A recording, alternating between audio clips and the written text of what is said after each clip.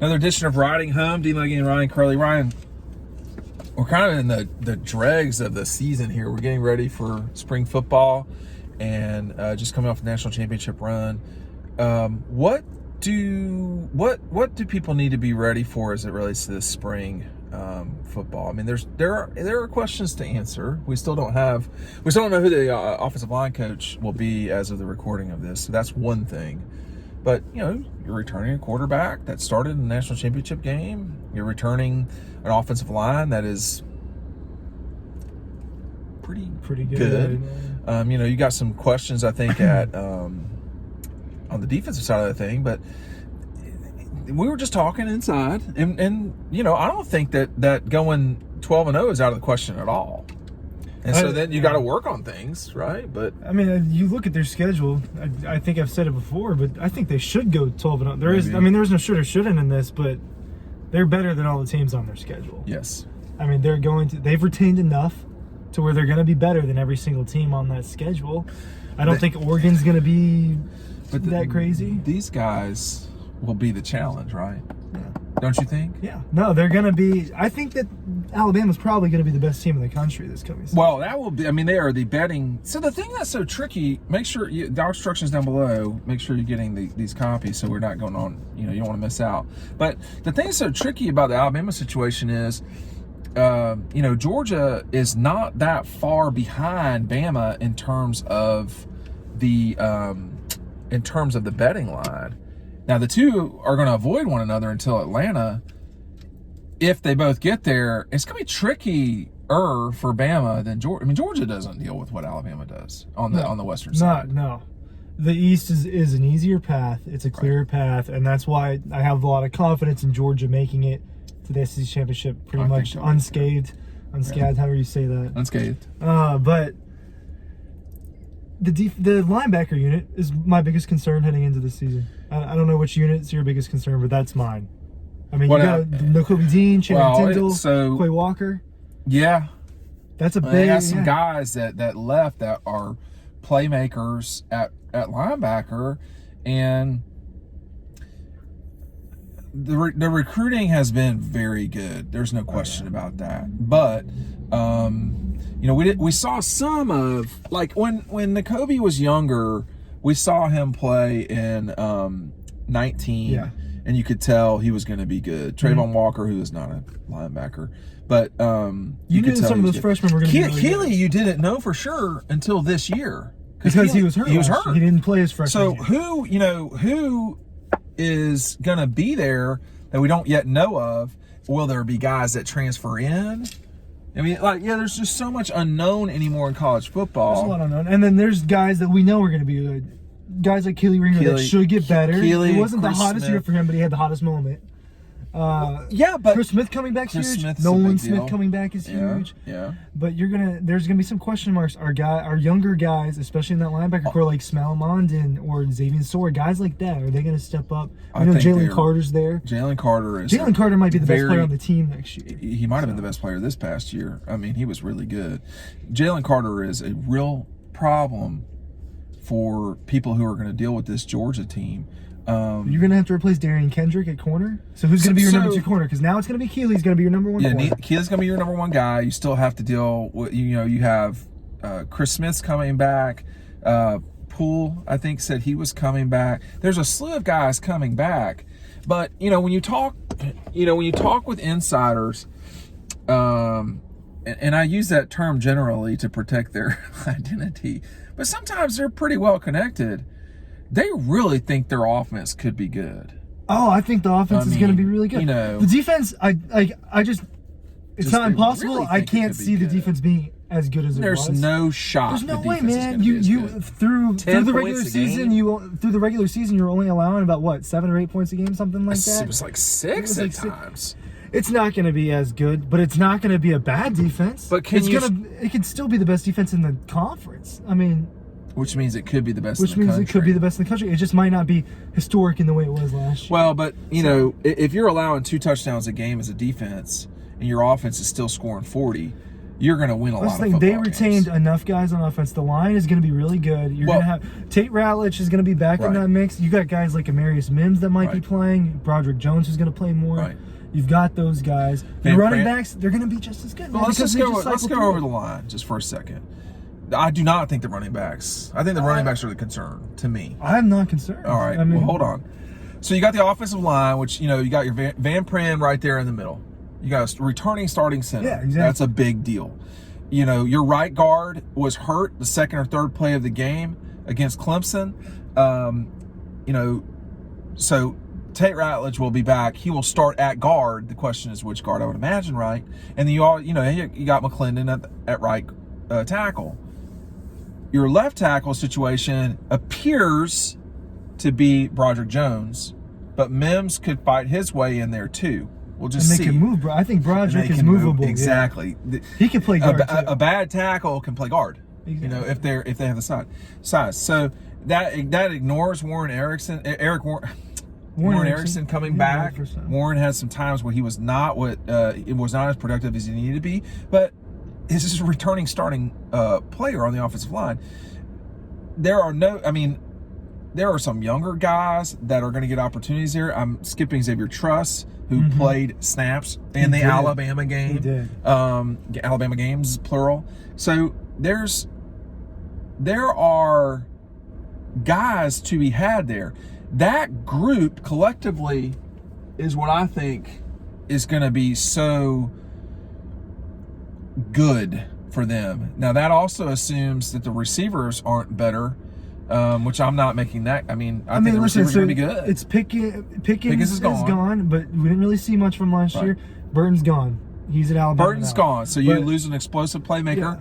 I will say, and I've not done what we were hearing in such a long time because I've been what we were hearing this book. Make sure you're picking it down. Click the link down below to check out DAWGSTRUCTION. But one thing that I'll mention is that one person who I really think knows what they're talking about did not dismiss Burton leaving, but said, and I quote, "Lab McConkey is better and works harder." So that was their words, and I'm not going to explain who that was, but I think they speak with a little bit of authority. So, you have Ladd back, you've got A.D. Mitchell, you've got, Brock Bowers. Well, we're going to get the tight ends. You want to separate them? Well, no, they're receivers. Brock, A.D. Mitchell, McConkey, you've got the return of... Listen, what about the hurt guys? What about Arian Smith, Dominic Blaylock? There's so many guys. I was going to try to say, but you have do you have a number one? I don't think so. I think A.D. Mitchell might turn in. Well, he might be. Well, Brock Bowers is your number one weapon. He's your number one weapon. I had another person say that that Georgia, if they wanted to, could have thrown the ball to Brock Bowers 20 times against Michigan, and Michigan would, if they had done it the whole game, and Michigan would not have been able to stop him once, not one time. That ignores Washington. I don't think we should really expect Eric Gilbert to be. I am going to wait and see on Eric Gilbert as it relates to his physical progression and take. But if he's there and if he's Eric Gilbert, healthy, he could be better than Brock. I'm going to stop doing this. I'm going to say this once, and this is all. I'm not going to. If he's healthy, physically, mental, and if he's ready to party, yeah, Brock Bowers is awesome. This guy is right next to Brock Bowers, but we're not there right now. So we don't know about that yet. We don't know where that's. I am pumping the brakes on that as it stands right this second. So the running backs, I think people do think Kenny McIntosh is really good. I'm a big Kenny McIntosh guy. Some people really like Kenny, but other people around the league are. I don't want to go too far, but they are fearful of Kendall Milton. Yeah. Okay. But Kendall has not yet strung together a full season of health, and people at Georgia want him to be healthy, because if he is healthy, I think they feel like that really obviously helps the team And you're not putting so much burden on Kenny, who is not a big person. No, he's a more versatile back, but you're going to need Kenny's pass catching. You're going to need his. I mean, he's one of the better one-cut jukes and goes that I've seen recently. But you need Kendall Milton because he's really good. We're forgetting about Dejon Edwards is a really good running back. He is a good running back, but can he? And if you're Edwards, but he's in that mix. Now you're going to be asked to carry the ball 7 times. Now you're in that Brian Herrien role from a couple years ago. Yeah, I was going to say now you're going to get the ball in the second quarter. It's not just going to be in the fourth quarter because they use those backs, and Branson Robinson is going to get touches. Well, and people, there's a lot of big Branson Robinson people. I know, and I want to, I can't go watch everybody. I saw so much of Gunnar Stockton. And Brock Vandegrift and just a lot of guys who were relatively local that, obviously you want to focus on quarterbacks if you do what I do. But, Robinson has a lot of supporters. But I think we should always be skeptical of what someone can bring to the table until we see it. Because, it's just hard to know. Did anyone really think Brock Bowers would be this destructive? No one saw that coming. They thought he was obviously a great prospect. Right. Someone that, everyone thought it was going to be Darnell Washington. And I've seen Eric Gilbert. I'm here to tell you that guy is legit. He's scary. So I've seen that. But, I couldn't go to Napa to watch him. Now, Matt went to go see Darnell. He went to go see Keely Ringo. I mean, this, nothing about that surprised Matt DeBerry at all. Because when he saw him out in Vegas, his team went to go to play Vegas. They're from Arizona. But when he saw Keely Ringo out there, he said, listen, man, this guy is making... They don't throw at him. And when he's on offense or special teams... He was playing running back, right? Yeah, he was... I can't remember off the top of my head, but he was doing a lot of stuff. And then Darnell played the next game, and that was, completely unfair. Because Darnell, they can throw the ball to him. That is LeBron James on a football field. Yeah. Playing high school guys. I was at Ramsey a few weeks ago, and Darnell was there. How'd that go? I refused to play against him and Amarius Mims. But so at Ramsey there is a structure of courts. Does that still exist? Yeah, the first court's the most competitive court, right. Depending on the time of the day. But Darnell was on the first. Darnell was on the first court, but the guys they were playing weren't serious like they normally are on that court. Oh yeah, that first court can be. But he's flying around. They were just dunking it every play. You got Amarius Mims just standing there waiting to dunk it. These are freak athletes. Yes.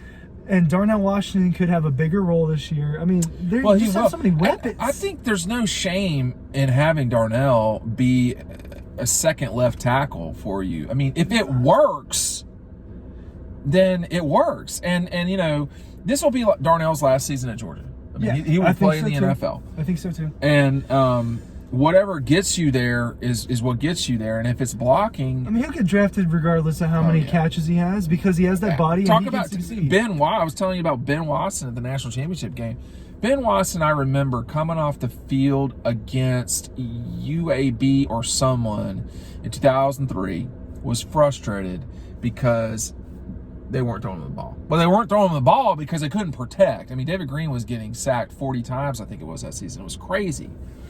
And I remember someone, I don't know if it was me, asked Mark Rick, the coach at the time, I was not in a press conference. I might have been walking with Mark somewhere.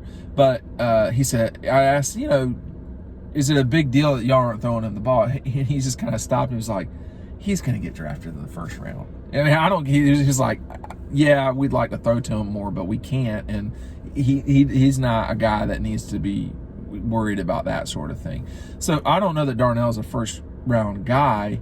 I don't know that he's not. So it's just what it is. Hartley has definitely gotten a hold of some players, and Oscar Delp is going to be in there too. I mean, Matt DeBerry's a big Oscar Delp guy. Well, all you want to do, and I experienced this in college too, is recruit better than the person that just left. So is Oscar Delp a better tight end than John Fitzpatrick? I would argue that he is. Now he has to go prove it because John Fitzpatrick wasn't nothing. But that, you know, we're taking the global landscape. I mean, you're going to have to replace a punter. A good punter. Who went from being very inconsistent to being good. Being a weapon. To being a weapon.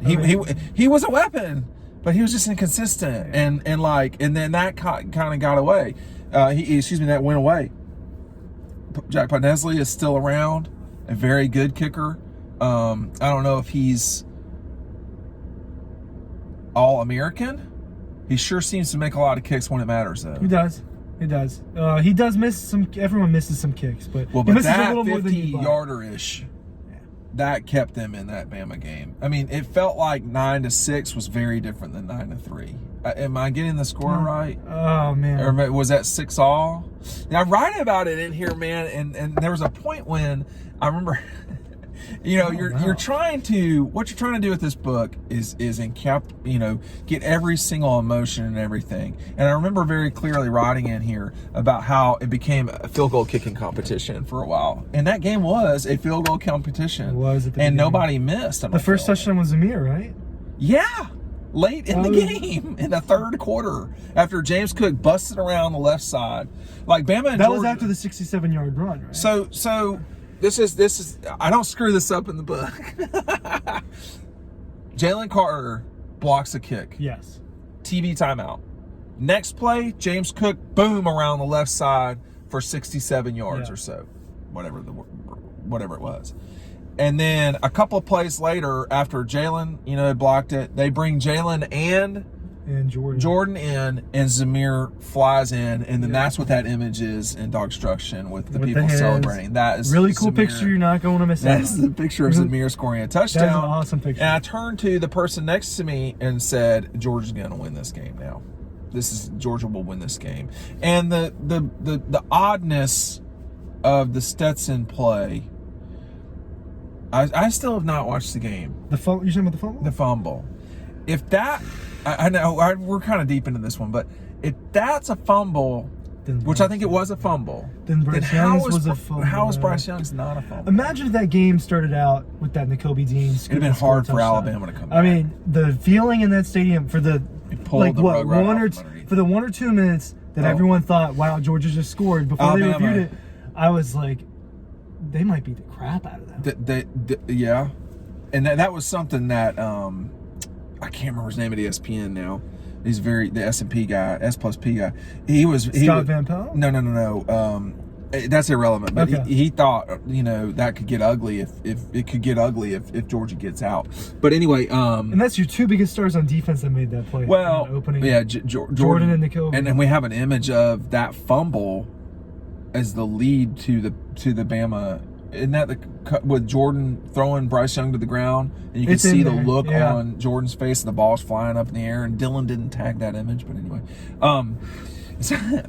we shot 10,000 images without remotes, and we shot a fair amount more with the remotes. It was about not quite 150 gigs of imagery, and we pared them all down to this. And then our friend Chris Collins. That's Chris's image. Every other image in here is a straight up dog post shot, except Chris's, and Chris's was just too good. And that's why, the trophy shots are awesome. The trophy shots are cool, they are awesome. That's the moment. That is the moment when it happened.